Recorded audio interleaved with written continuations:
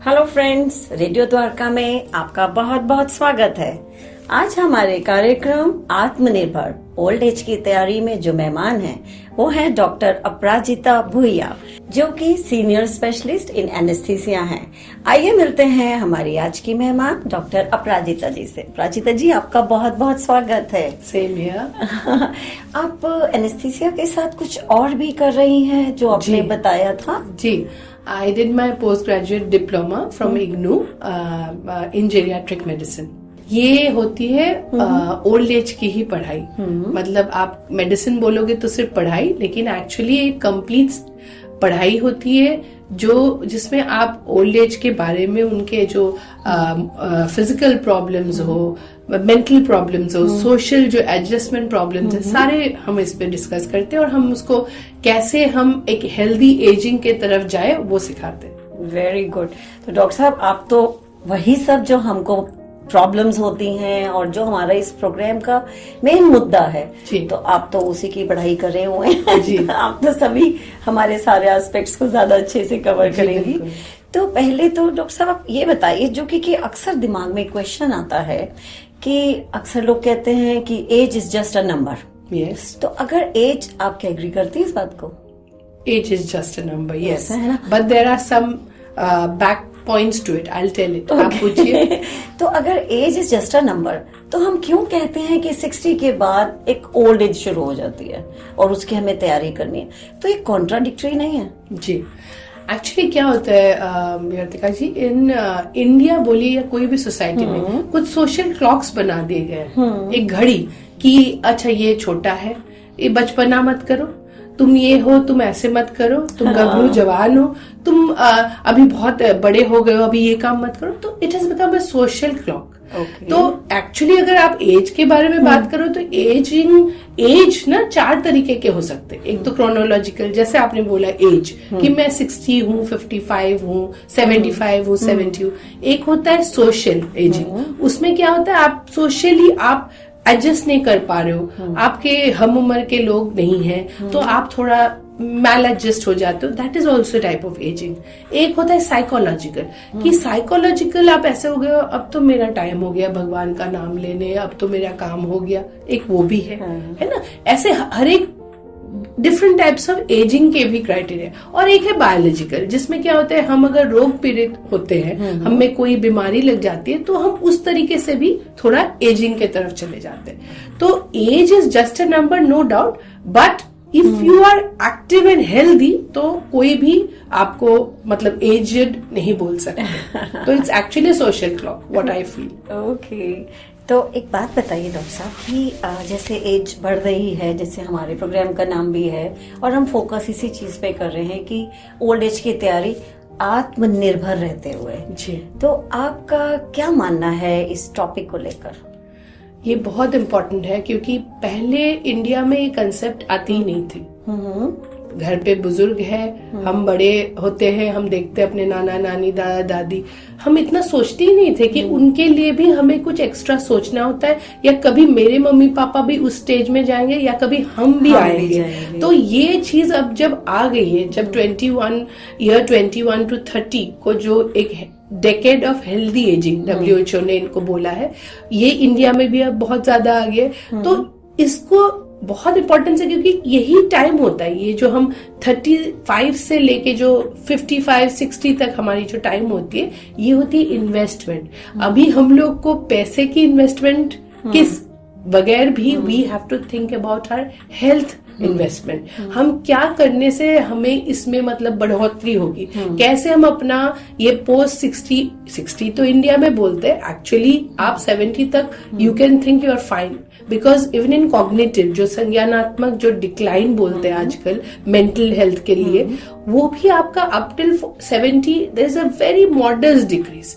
लेकिन जब ये भूलने की बीमारी या आपका ध्यान केंद्रित करना या आपका एक्यूरेसी काम की तरफ या मूड स्विंग्स ज्यादा होते, तब हम उनको डिमेंशिया बोलते हैं, जो भूलने की बीमारी, जो आजकल बहुत कॉमनली लोग बोलते हैं अरे इनको तो डिमेंशिया हो गया। एक्चुअली एक तो ये भी रॉन्ग है कि हम एक चीज को टर्न कर देते हैं। उल्टा हमें ये करना चाहिए कि हम उनको उस चीज से कैसे वो उससे डिसएंगेज हो, कि बाहर जाए, लोगों से मिले, आप कोई हॉबी लो, ये सब में हमें उनको एक्टिव कराना चाहिए। तो आपका ये मानना है कि जो आत्मनिर्भर ओल्ड एज की तैयारी है उसको हमको 30 इयर्स से ही स्टार्ट कर देना चाहिए। 35 से एग्जैक्टली। एक्चुअली हर चीज एक इन्वेस्टमेंट है। क्या हम LIC नहीं करते? आजकल तो हमारी मतलब यंग पीढ़ी भी बोलते हैं नहीं हमें पैसा जमा करना है। तो मतलब जब वो चीज इतनी जल्दी आ सकती है तो व्हाई नॉट हेल्थ? यस, तो हमको अपने फाइनेंसेस का भी शुरू से ध्यान रखना चाहिए। Yes, and physical health is a very important part two regain back youth. मैं आपको बोल रही हूँ, ये WHO का 1997 का कहावत था कि यू हैव टू, आप ये नहीं कि अभी मेरी दादी क्यों करेगी 80 years की हो गई, नहीं, even that age is a very good age to bring back the tone and the vigour. और एक आप अभी कुछ पूछ रहे थे after that, mental health. Yes, now coming to mental health, ये एक अलग ही एक एरिया है जहां हमें बहुत ध्यान रखना पड़ता है, बिकॉज संज्ञानात्मक जो चीजें हैं वो मैंने जैसे आपको पहले भी बोला कि मेमोरी, अटेंटिवनेस, स्पीड, ये धीरे धीरे कम होता है। ये जब 50 to 60 में होने लगता है तब घर वालों को ध्यान रखना चाहिए कि आज मम्मी जैसे पराठा बना रही है, सडनली बोले अच्छा ये पराठा में तुमने क्या डालने बोला, जबकि आलू सामने है, then we have, I am just giving you example, a very घरेलू एग्जांपल। तो उसमें आप अगर ये 2-3 बार होता है तो आपको ध्यान रखना है कि हाँ ये थोड़ा सा मेंटल हेल्थ के मतलब the cognitive part, that is संज्ञानात्मक पार्ट पे हमें ध्यान देना पड़ता है। फिर तो डॉक्टर साहब ये तो आपने बताया कि प्रॉब्लम्स हो जाती हैं जी, तो हमारा है कि हम उसकी तैयारी क्या करें कि अगर ऐसा हो, ऐसा ना हो तो हम उसके लिए कैसे अवेयर रहें और उसके लिए क्या करें, और अगर ऐसा हो जाए तो कैसे अपने आप को बचाव किया जाए उससे और क्या स्टेप्स उठाए जाए। देखिए पहला तो ये ना हो, कैसा हो सकता है ना हो के लिए देखिए फिजिकल एक्सरसाइज जैसे कि मैंने बोला is a very important part.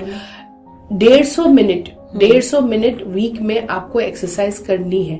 वो एक्सरसाइज ऐसी नहीं होनी चाहिए कि मुझे एक्सरसाइज बोला है तो मैं सुबह निकलती हूँ और मैं हाफ के एकदम 30 मिनट्स करती हूँ, नहीं, आपको उतना ही करना है जितना आपका बॉडी बोले। आप थोड़ा बहुत ही करो, लेकिन इसको आप डिवाइडेड टाइम में कर लीजिए, 10 मिनट अभी, 10 मिनट अभी, 10 मिनट अभी।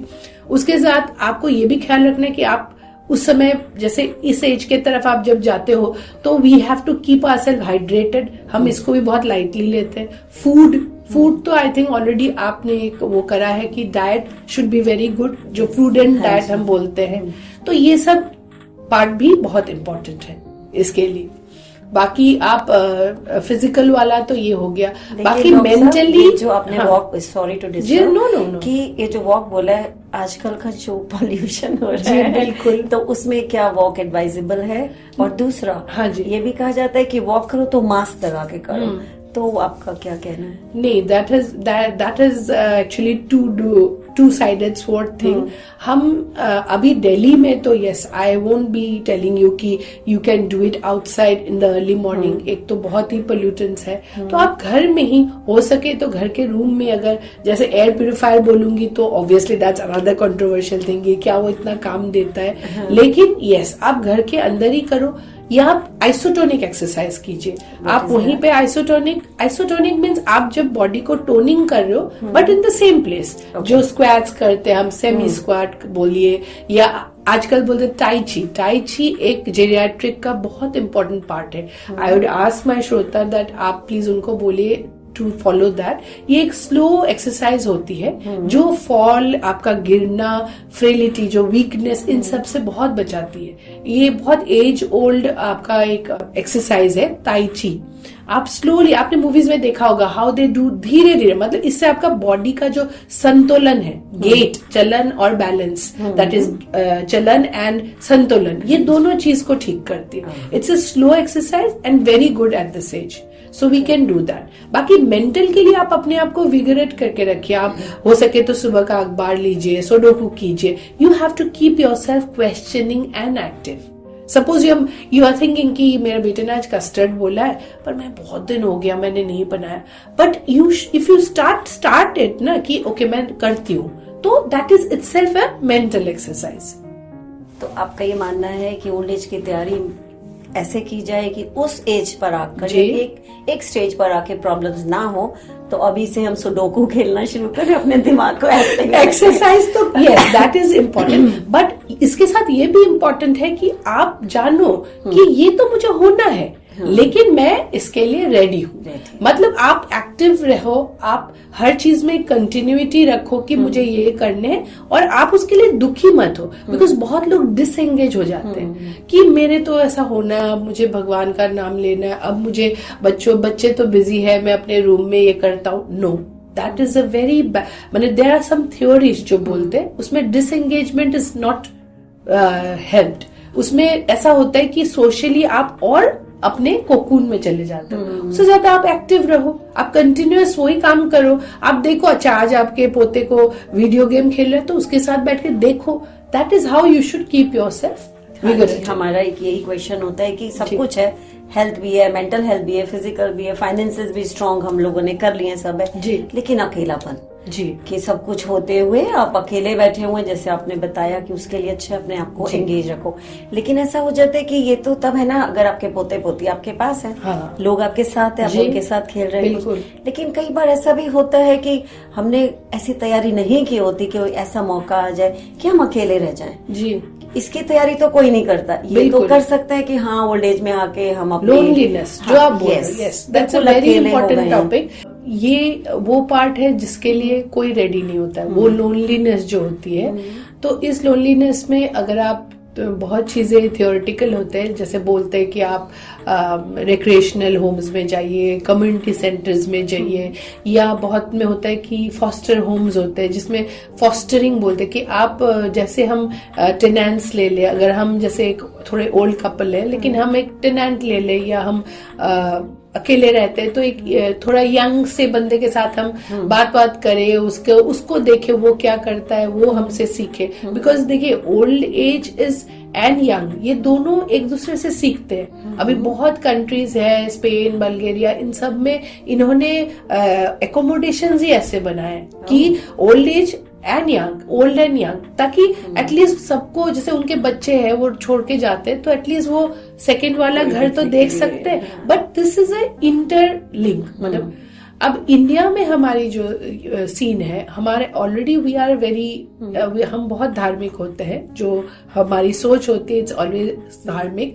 तो मुझे लगता है even when we go to temples or when we go to some common कीर्तन, उसमें भी हमें बहुत लोग मिलते हैं, अच्छा लगता है। वो उस दिन का लोनलीनेस तो हटा ही देता है। लेकिन हाँ, यही सब कुछ प्रोसेसेस होंगे जिससे हम अपनी वो वाली लोनलीनेस दूर कर सकते हैं। और इसमें एक बहुत इंपॉर्टेंट पार्ट है मेडिकल। देखिए एजिंग एंड मेडिकल, ये मेडिकल हेल्प, ये दोनों चीज हम डिवाइड नहीं कर सकते, बिकॉज एजिंग के साथ मेडिकल हेल्प चाहिए। तो ये भी हमें रेडी रखना है कि हमारी जैसे अगर एवरी वीक या एवरी 2 वीक्स हमारी कोई स्क्रीनिंग है, कोई टेस्ट है, या हमें जाना है, ये हमें कभी उसको वो आउटरूल नहीं करना चाहिए। We should be going for our usual checkup, because that way it helps us to even interact. That is another way we can keep on talking, go to the receptionist, वो भी एक टाइप होता है। But yes, it helps in both ways, what I feel. तो doctor साहब, ये तो आपने हर मुद्दे को बहुत अच्छे से समझा दिया, और क्योंकि आप इसी फील्ड में काम करते हैं तो हम आपसे ये जानना चाहेंगे कि इसके अलावा और ओल्ड एज की तैयारी के लिए, वो भी आत्मनिर्भर रहते हुए, और क्या कर सकते हैं और किस विषय पर आप रोशनी डालना चाहेंगे?